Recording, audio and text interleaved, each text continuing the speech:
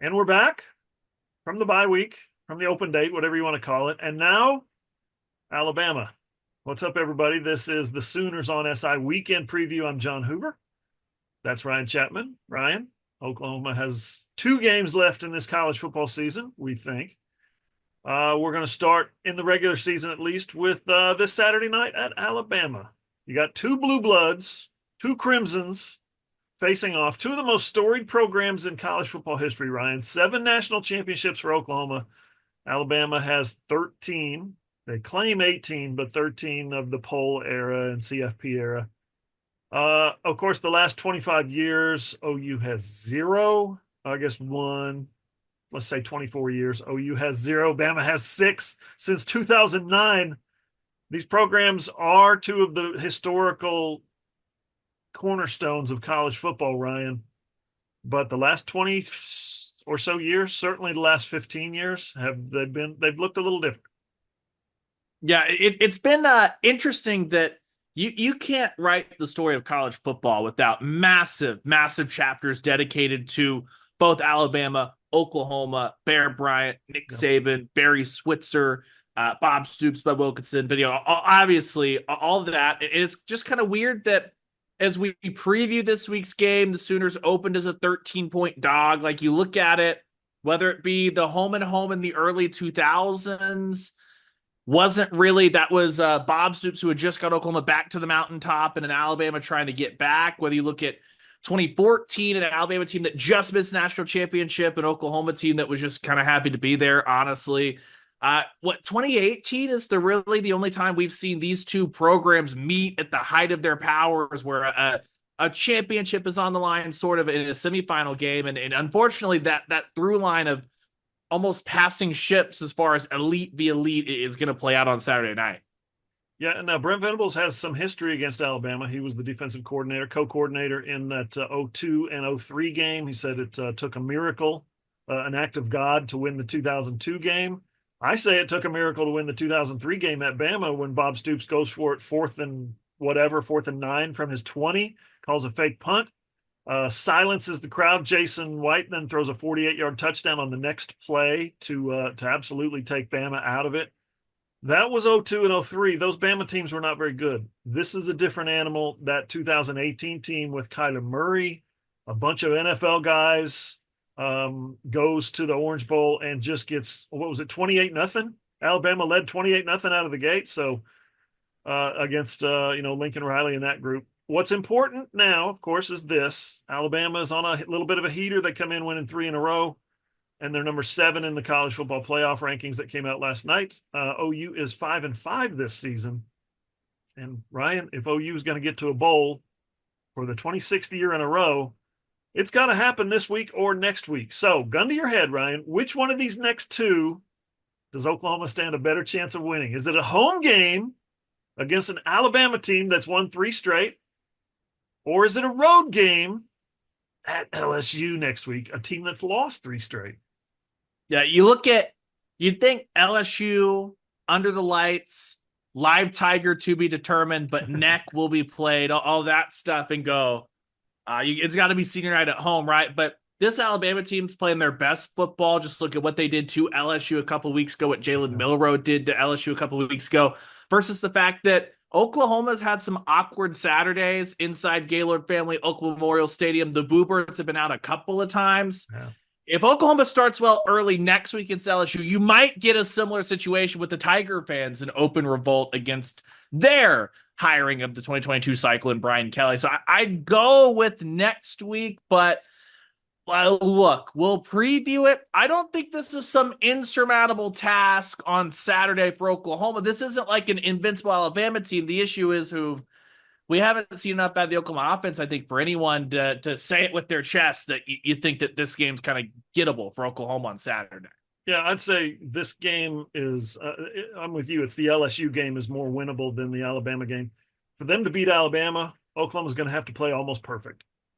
That's Alabama's got that much talent, that much momentum. I don't think they have to play perfect to go on the road and beat LSU. Just look at last week's game against Missouri, or the previous 2 weeks ago's game against Missouri.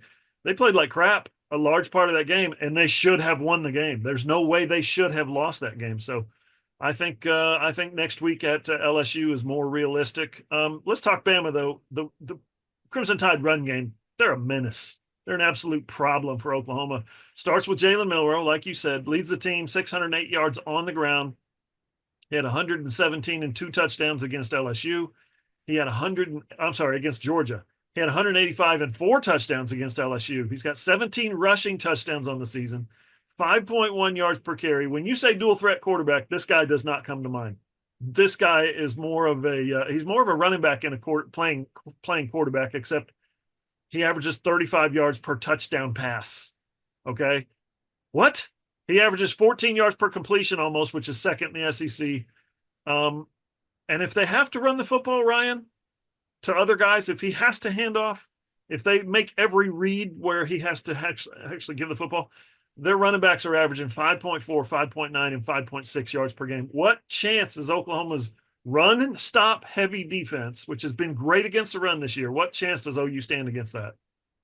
Yeah, it's interesting, right? Because I don't know what everyone expected. I certainly didn't expect this from Alabama's offense when Kalen DeBoer came in, but he's shown he's much more in the Lincoln Riley mold of the Baker offense looked different than the Kyler offense, and both of those two offenses looked a lot different than what Jalen ran. Why? Because build it around the strengths of the quarterback. This offense this year does not look like Washington's a year ago. The vertical passing threat, absolutely, but what Milroe can do on the ground has really been the difference, but it's not a impossible task. We saw Vandy bottle them up a little bit. We saw Tennessee bottle them up a little bit. I'd put OU's defense between Vanderbilt's and Tennessee's, right, as far as talent goes. And Danny Sussman's just coming off of one of his best games of his career where he had 19 total tackles against Missouri, Butkus Award semifinalists, all that stuff. I think this Oklahoma defense has a real shot to try and contain Jalen Milroe. Brent Venables said can't have a career like day. I don't think he's under any illusions that they're going to shut down Milroe. I think the biggest thing will be can they do enough against Ryan Williams that it matters that they're keeping Milroe to a normal situation, and B, like if they don't get any support from the other side of the ball, that's where I actually have concern from this defense. Is it a slow? You're not getting the offense moving, and so the defense has to keep going out there. If Milroe has a massive day, I think it's way more likely that it's just they finally wore down Oklahoma up front in the third and fourth quarter. But if Oklahoma can play a little bit of ball control, I think the OU defense has a legit shot here to try and keep Milroe from at least putting up 120 and 3 touchdowns and something insane like that on the ground. Yeah, I love, by the way, your analogy of the Oklahoma quarterbacks. Baker Mayfield became the first quarterback in NCAA history to rush for 1,000 yards in his career in 3 years under Lincoln Riley, while also passing for 14,000 yards. No one had done that until Bo Nix did it last year, and I think one other guy. And then the next year, Kyler Murray becomes the first Oklahoma quarterback to rush for 1,000 yards in a season, not in a career, but in a season, since Jack Meldren, I think, did it. And then the next year, everybody's like, what are you going to do? What's Jalen Hurts going to look like? Jalen Hurts basically ran the single wing in Lincoln Riley's offense. And it was crazy. It was amazing to watch that due to the strength of the quarterback, to watch those guys evolve and watch the offenses evolve under Lincoln Riley. That was always fun to cover. But Ryan, Oklahoma's offense this year with Jackson Arnold as the quarterback, because they turned the football over 4 times in their last game, 30-23 loss at Mizzou. Bama is a team that excels at taking the football away with their defense. They're 4th in the country in turnover margin this season. And in the last 5 games, they're 16 takeaways, 7 fumbles, 9 interceptions. They lead the nation over the last 5 games, Ryan. The only chance OU has, can they knock off the turnovers? Can they? Here's the good news.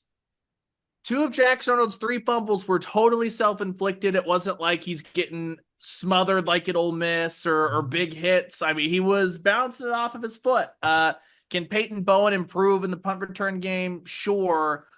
We just haven't seen at any point in SEC play, really, other than the Auburn game, OU truly take care of the football at the level that you would expect. I think that Jackson's going to be under some duress. If you listen to our or watched our midweek podcast, we kind of talked about how much pressure Alabama likes to bring.